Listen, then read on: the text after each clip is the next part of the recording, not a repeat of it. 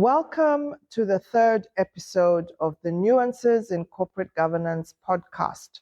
Today I'm joined by my co-host, Diana Mwenda. Diana, welcome to the podcast. Today's topic, I think, is rather interesting. It is about threats to your growth as a corporate actor, threats to your moving on up, whether it's through individuals or environments or things.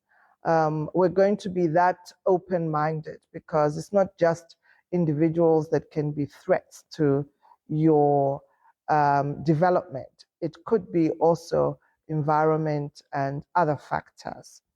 So Diana, perhaps you can start with any experiences that you have had as we kick off the discussion. Well, thank you so much for having me once again. It's always a pleasure to have discussions with you because I always get to learn a lot, So when I learn, I also get to teach other people. So it's always a pleasure to get to interact with you. And this topic is quite relatable to me. So I'm going to have a blast having this discussion with you. That's nice to hear. Please shoot. So do I see or have I ever seen my workmates or my teammates as a threat to my career success? Frankly speaking, I have. I'm going to give an example of one incident that really got me shaking. So there was this one time, we were given a certain project to work on, and I was made the team lead on that project. So the project was something that was very intense. It required us to go to different places to explore and get a lot of information regarding the environment. So I'm team lead and I get to organize my team members. I tell them to say, this is your task, this is your role. So when you get this done, you communicate. And before you actually get it done, you communicate. So we all move on the same page. So then, this one time, it was a weekend. We all agreed to say no work over the weekend. Work only happens during the week. And then I receive a phone call. Someone tells me, oh, we've done 3 episodes so far. So then I'm shocked. I asked myself, I said, we've only done 1 episode. So how come we have 3 episodes? And then I get informed that, I got this information. So I decided to go ahead. So I have done my part of the work and I'm not going to be involved in any other work going further. So when we now got to take that matter to our supervisor, the supervisor now says, you are the team lead. So how come you're not aware that this person already got the job done?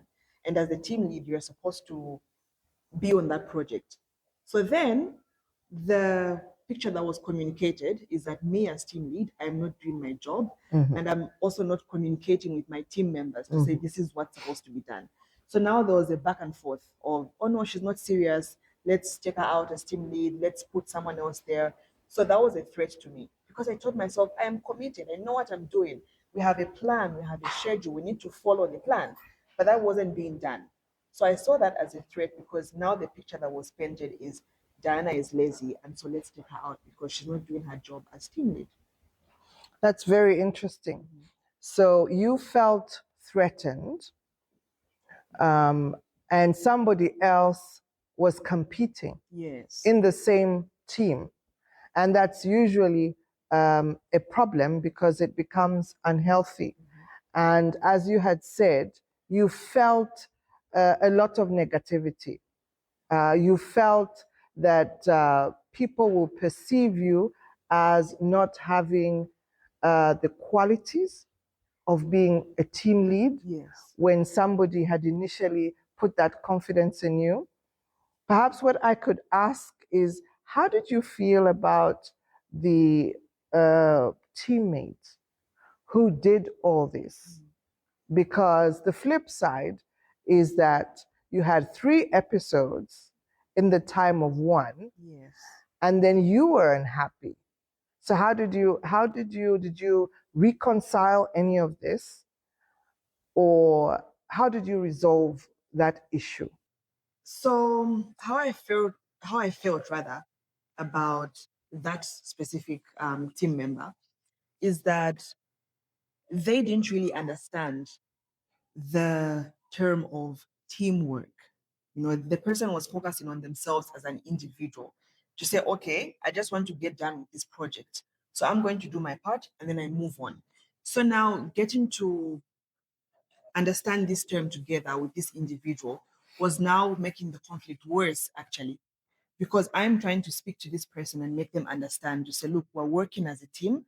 So if maybe you have found a specific place to go to, or you feel we're moving slower than we should, then the whole point is communicating with your team members to say, I think we're moving at a slow pace and this is what we should do. But it was a back and forth because this person was like, no, I want to do the side of my job. So I don't care what everybody else thinks. As long as I have done my part of the job, then that's fine. So it honestly made work difficult because trying to make my teammate understand that this is not a one person thing. It's about all of us. And there's also the domino effect. If you don't communicate, it affects everyone. So it's work done equals to zero. So even the whole point of trying to explain the whole process made it seem like it now turned into an argument, you know? So there was no understanding there. There was no understanding. And then again, I could not suggest that let's take this person off the team because I didn't want to look like I want the credit to myself. I wanted everybody to get the credit because we were doing all this together. This project was assigned to all of us. So at some point, I thought about it. Maybe I should get this person off the team because I'm the team lead. So I was given those powers to actually say, you out of this project, I want this person. But I didn't want to do that because I didn't want to appear as someone who is taking things personal instead of focusing on things on a professional level. I don't know. What would you rather someone does in that situation? Well, what I can say first is that those situations are common, especially when you are in an environment where your output is being assessed using different metrics from others. And like you had said, you were the team lead. So there were certain things that were being expected of you in terms of your leadership. Yes. And part of leadership is to influence those people who are in your team that are following you in a certain way. And I'm sure you felt as though that attribute was compromised when your supervisor said, how do you not know that you've got 3 episodes? It means you perhaps have input and you have presided over one, but you have no idea what's happening with the other 2. Yes. So it's important that we consider threats in context. In my view, I think that what you experienced was a threat to your leadership. But for the person who was doing all this, they were probably ambitious and competitive. And they were thinking, this is also their opportunity to shine, maybe not so much to your supervisor, but whoever it is they felt would impact on their growth. And usually there's a lot of confusion. You've spoken about a team, and there are team metrics. In future episodes, we will speak about how a team is supposed to conduct itself, what each member is supposed to contribute, how the members should leverage on each other. But in this case, we are talking about those things that make you feel as though they are the impediments to your reaching your goals.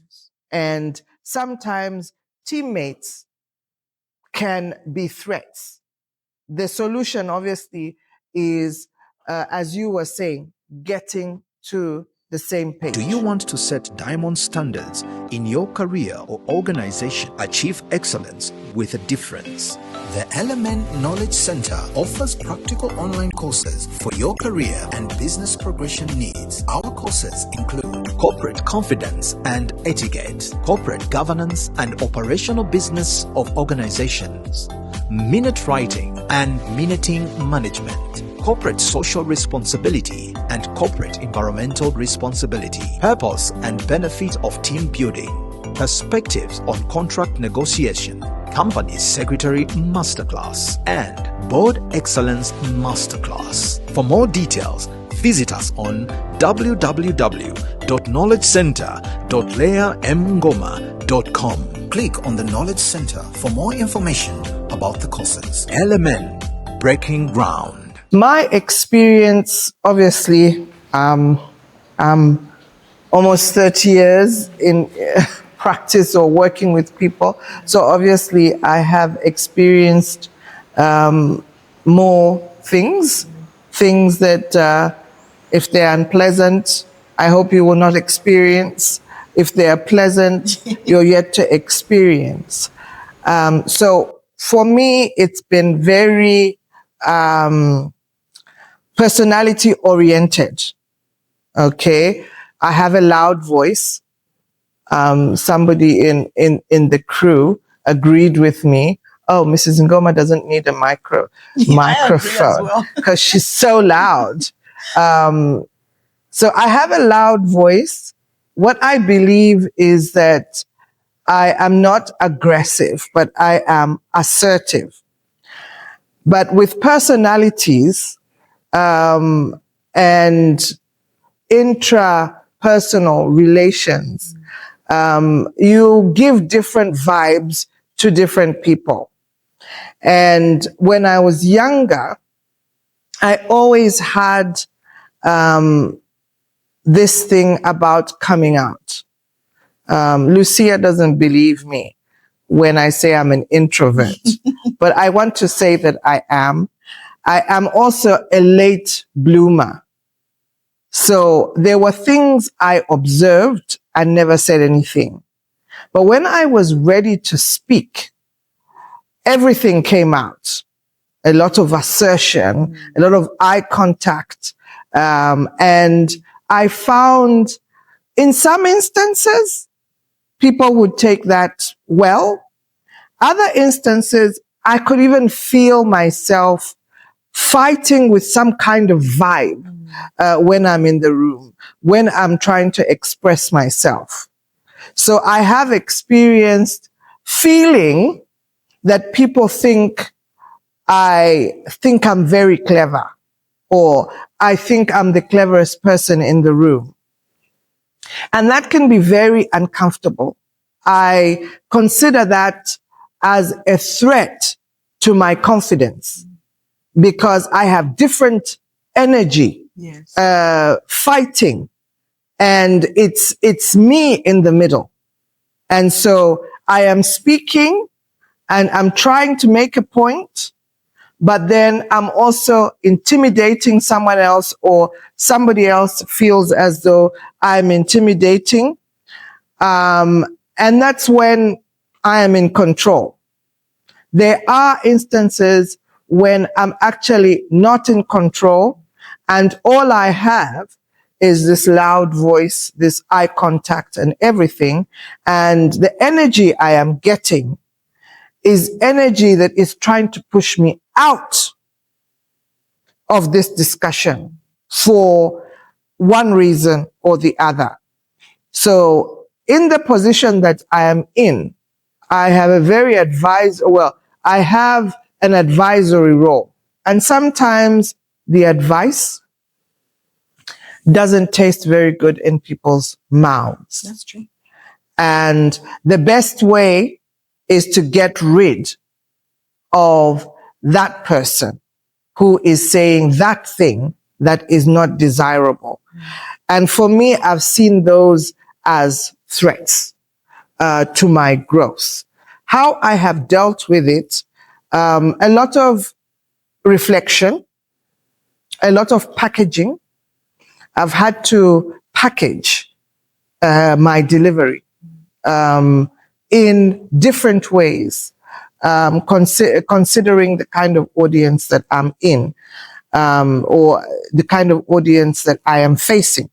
And so instead of being or sounding aggressive, sometimes I've tried to make myself a little bit softer, a little bit more palatable, without compromising what I'm saying.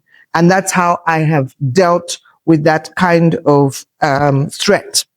And on a lighter note, at one point I thought my height was an issue. Really? Now I'm a little bit bigger than I was, but I was very tiny, okay, with a loud voice, with a lot of aggression. But I felt as though my size was a threat, especially before I say anything. You could even feel, oh, this tiny little girl coming in here. Yes. What does she have to say to us? And I built some kind of mechanism around the fact that I was so small. And so that is why we are discussing not just people, but also things. Yes. Learning about self-confidence, learning how to carry myself has helped me to deal with that thing that I feel would be a threat. So I have taught myself to have a powerful walk when I walk in, to compensate for my size, okay? So if I walk powerfully, some people will forget that I'm actually small. Yeah, and they'll focus on your confidence. And they'll focus on my confidence. It's something I'm eager to know, though. You talked about how you're someone who's loud, well, not loud in a bad way, but it's just when you walk into a room, just your presence commands people's attention, yeah? So what I want to know is, how do you handle you being someone who people see as a threat, or you being someone who people see as competition? Do you feel the need to tell yourself, okay, maybe I should tone down just to comfort this person, or for them to know I'm not competing with them? Or have you ever felt the need of, let me approach this person and maybe try to speak to them and help them understand, this is my character. I'm not here to threaten you, but I am working. Have you ever felt the need to explain yourself? Yes. Yes, I have felt the need to explain myself several times. I have felt the need to confront some people several times. And it's been over the years, so it's been over growth. I think when I was younger, I always say when I was younger, I was a serious hothead. And I would confront you and say, what's your problem? And how would that go? I would love to know. How did that go for you? I think it really depends. And well, the only place I've ever worked is Zambia. Okay. Not that I haven't worked with people from other countries. But what I see about Zambia is that there are a lot of dynamics around an approach such as that, when you feel you need to confront somebody. First of all, they're older than you, and they're cultural issues. They don't even expect you to confront them. True. The most they expect from you is to stay away from them, stay out of their way. That's not my style, unfortunately, especially in the workplace, because I believe that everything that I do there is in the best interest of the organization. I am doing what I'm doing as a professional, and I am allowed to ask questions as a professional. I am allowed to defend myself as a professional. And so I have been aware of those cultural issues, whatever dynamics, but that hasn't stopped me from approaching somebody. In my later years, I have found that sometimes to deal with a problem, you have to use other people. That's true. Okay. So there's a hierarchy in the organization. I have a supervisor. I may approach my supervisor first and see how I can be helped. But then there are instances where it is my supervisor I have a problem with, or it's my peer, and I have to approach them. And like I said, there have been several instances. My style has been to call you and talk to you so that we can have some kind of understanding or misunderstanding. And then I will escalate the matter if I feel that we are not getting anywhere. And I've experienced all that in my career. But the tip that I can give people is that if you decide that you're going to confront something, you need to be consistent. What is it that you want to resolve? Most of the time, what I'd like to resolve is the working relationship, understanding each other and where we're coming from, drawing certain boundaries. So I have had instances where I felt that my colleague was trying to do my job. That's true. Okay. And sometimes because they think they're bigger than you or they're smarter than you, they can actually give you instructions. And I found myself reminding colleagues to say, I don't think that you should be giving me instructions. Okay, my instructions come from here. Yes, and because you understand your job. Yes, so you need to be consistent. You need to know what it is that you want. Otherwise, the confrontation will be misunderstood. Yeah. So I've had to confront people. One, to, define the working relationship. In other instances, I have had to confront somebody so that they can see that I'm also a professional. I can also speak up and defend myself. All that is done with respect. That's true. And like I said, you need to know what you are doing all this for. Are you looking to be an enlightened corporate governance actor, leader, and champion? Knowledge is power, and your answer is the Leah Mutonga Ngoma Essential Avatar. The Leah Mutonga Ngoma Essential Avatar offers you a flexible, cost-effective avenue for gaining integrated experience in the practice of corporate governance. The Avatar is an artificial intelligence AI coach which contains professional, personality, and published work of the Leah Mutonga Ngoma brand, fondly known as LMN. It enables clients to enrich their knowledge on corporate governance and organizational behavior. Once subscribed, you will have access to other AI coaches hosted by the maxgood.work platform on different areas of the practice. Join the leaders that are thriving with AI. Transform your challenges into great opportunities and become a confident, trendy, and relevant corporate governance actor. Subscribe today for only 600 kwacha per month and pay easily through a Visa card or any local Zambian mobile money networks. Take the lead. Subscribe now and let us partner in sharing knowledge. For more details, visit our website on www.leahemungoma.com. LMN, the brand that breaks ground. This may sound funny, my next point, but I feel people do not realize sometimes that they can be a threat to themselves, actually. It's not even the environment. It's not even about your teammates. It's about yourself. It's very much possible that you can be a threat to yourself. And just to shed more light on that point is there's certain instances, where you get into this workplace. You're working there, But then you're someone who doesn't really understand what you're there for. One, you don't understand what you're there for.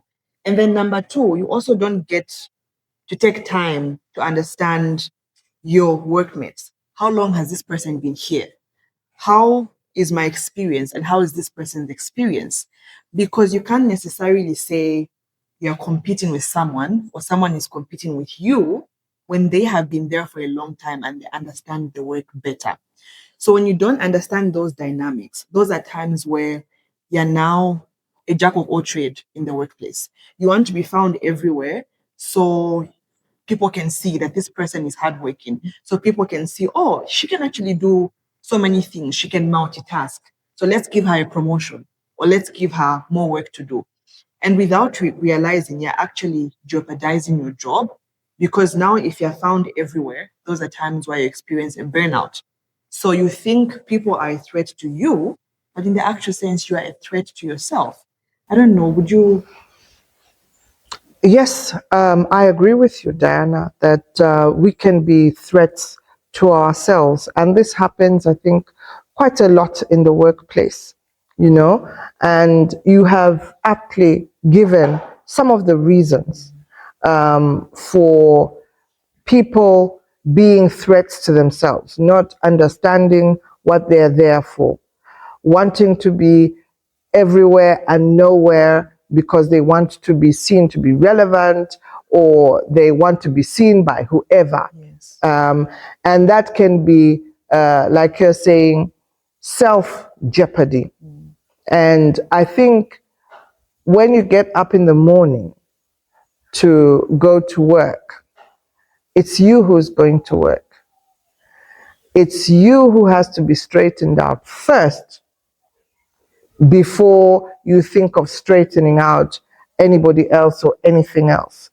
So you have to be aligned to yourself, aligned to your role, and that way you eliminate or mitigate that threat.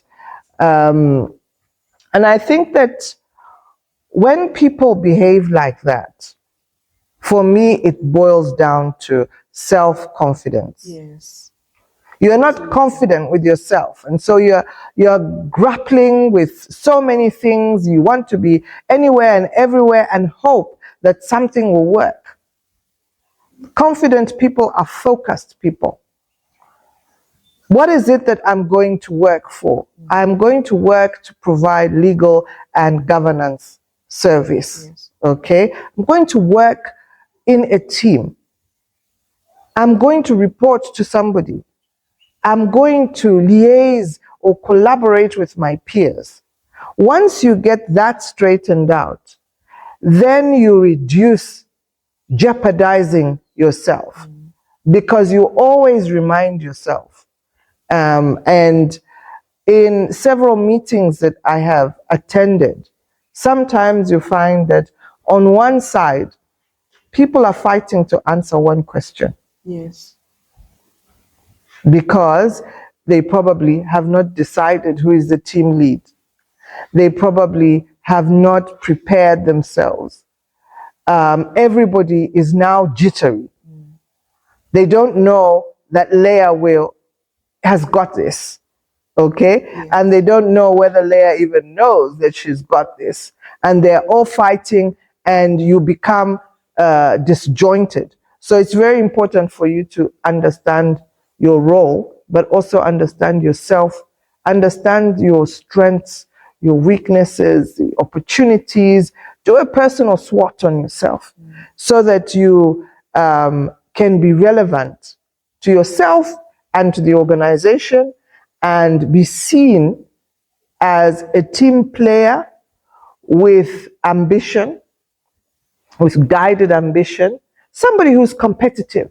Because I think I would be very uncomfortable to be around people that are not competitive.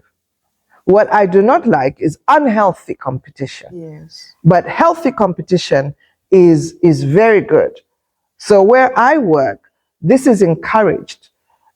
Two lawyers can have two different opinions and they face off in a respectful manner. knowing that this is a directorate and it has a hierarchy, and we can argue at this level, and we can ask or get a decision at this level and at this level, and we are collectively responsible to the extent that the profession will allow us. So it's very important for you to be aligned. Very good observation, something that we must always bear in mind. Don't go in an environment thinking everybody's against you when you don't even know what you're about. Thank you for choosing to visit the Leah M. Goma website, a hub for the constructive and enjoyable exploitation of knowledge and experience. The website is carefully designed to meet your all-round learning and growth needs as a human actor in an organization, connecting you to the available modern tools to turn you into a relevant, reliable, and efficient player. For free training, visit our events page and diarize our exciting webinars. We are also available for booking for private workshops and conferences. We promote talent and innovation as one of our key objectives. We invite you to contact us to showcase yourself and build your personal brand. The website also has a wealth of resource. Visit our blogs page for our experiential articles, video gallery for visual learning and sharing, and downloads page for thought-provoking and insightful material for your reference. Follow our founder, Leah Mtonga Ngoma, on LinkedIn, Facebook, YouTube, and Instagram for further interaction. Let's share. There's an important point that you brought out when you were talking about competition, yeah? So you talked about healthy competition and unhealthy competition. And looking at the Zambian workspace, most people focus on unhealthy competition. They just see competition as unhealthy. They never take time to do an analysis or introspect to say, what kind of competition am I dealing with? So I'll give an example, yeah? There's a certain department at my workplace where the department was filled with older people. And so they got so used to just older people being in that department. And then later on, younger people started going to that department. So now when the younger people got into that department, it was a picture of, oh, we have younger people to do our work. And so they were flexing, like, oh, I have someone to do my work, so now I can just relax. I have less on my table. And then as time went by, we see these young people being given awards, they're being recommended, and the older people are not being recommended because they're not putting in the work. And so now it changed to them complaining, saying, these young people have come in to take our jobs. We taught these young people what they're doing now. They know what they know because of us.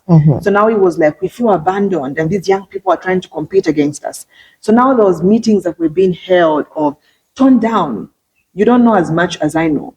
So it was about the young people trying to convince the young people to say, you have to tone down. And they saw that as unhealthy competition without getting to realize that, one, they created that environment for themselves. And also, it was not unhealthy competition. You know, the young people came, they understood their assignment, and they were doing what was required of them.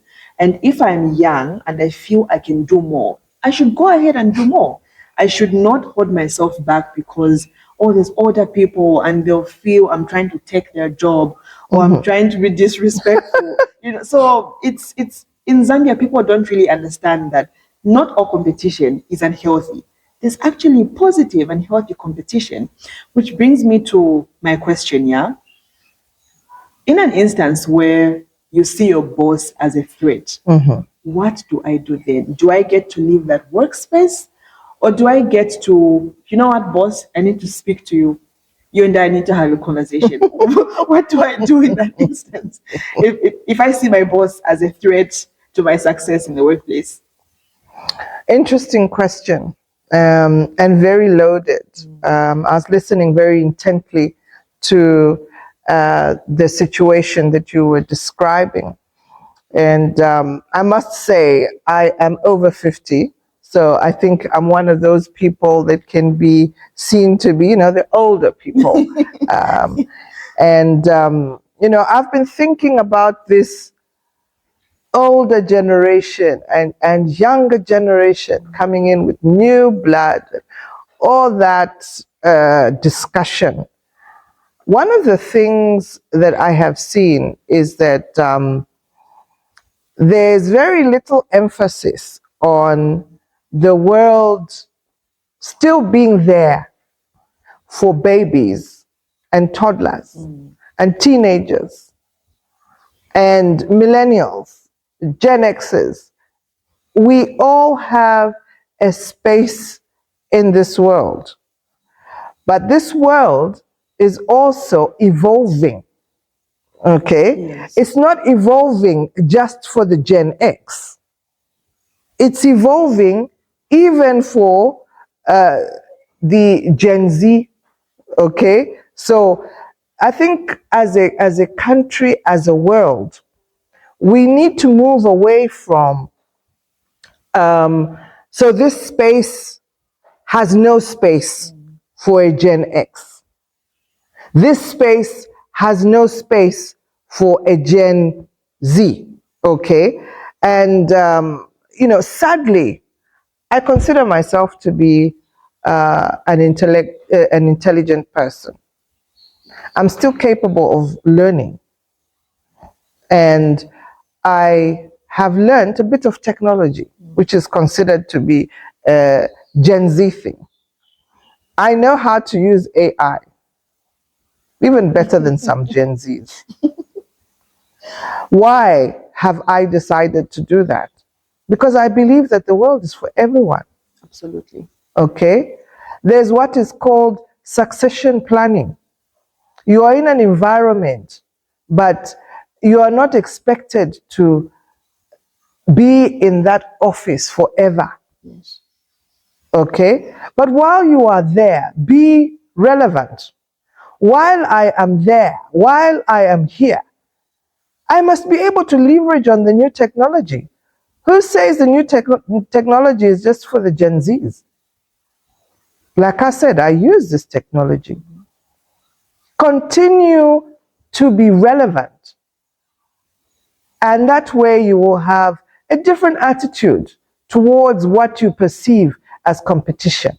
I do not perceive young people as competition. Why? Because I know where I am in my life. I know this is the next generation. I'm getting older and I'm going to die. But I have grandchildren, or I hope I will have grandchildren. There will be other generations that will benefit from my having been here. So there's nothing really new about what is happening. Indeed. We have ancestors, people who were there that were living in the 1800s. Those are people as well, and they were living in this world as well. And so the older generation, okay, must be able to meet the new generation, must be able to accept that competition has taken a different form Yes. and meet each other. Okay? So you are not getting paid to have Diana do your work. You're getting paid to do your work. Otherwise, if there's no work for you, the employer will approach you and say, the job which you are qualified for, it's no longer there. Can we separate? Okay? Yes. They'll be declared redundant. For as long as they were not declared redundant, there was a role that they had to play, which they neglected. And I think that you're right when you say you can become the victim of your own success or whatever. At the time, you were thinking, wow, I've got it. Yes. These young people will be doing the work for me.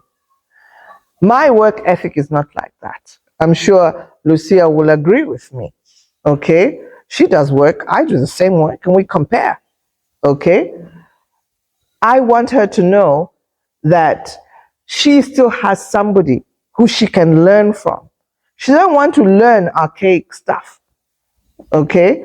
And so I must always make myself relevant as somebody who is mentoring her, coaching her, or getting a service from her. And maybe in closing, I'll just give an example.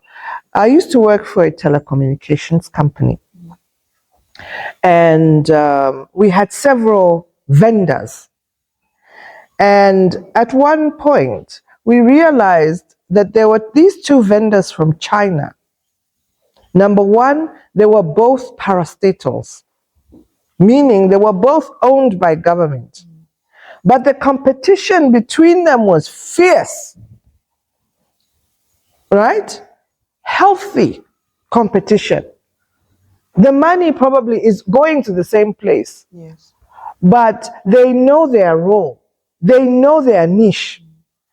And because of that, our colleagues are always innovating, always trying to make whatever it is better. They don't have that attitude of, I've arrived, and so Diana should just do the work. Everybody is doing what they need to do. Nobody takes a free ride, okay? And if there are no jobs where they come from, or there is, maybe the population is too, they have a plan, okay? They're going to come to Zambia and provide you a niche service and still make their money, while Zambia also benefits. So for me, I'm sorry, I have a very different attitude towards young people coming in. It's technology that is a disruption. Yes. I don't see young people or people that are younger than me as a disruption. I'm not going anywhere because I'm old or I'm older. I love the emphasis. I keep improving myself, okay? And I do it because these things are also at my disposal. I'm also mindful that there will be a time when I'll hang my gloves, and I'll do it happily. And so it's all about attitude, really. And I hope that I've contributed to your point. And we are being told to wind up. We like to talk, but we have to wind up.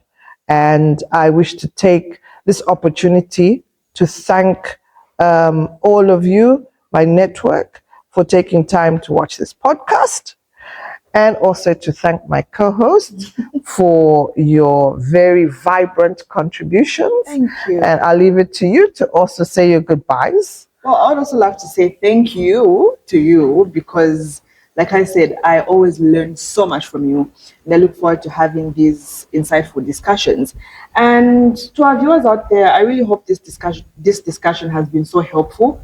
I believe that you have picked one or two things and you're able to see yourself in the various pictures that we have given you. So now you know where you stand and you know what to do going forward. So thank you for watching, and we'll see you in the next episode. Thank you.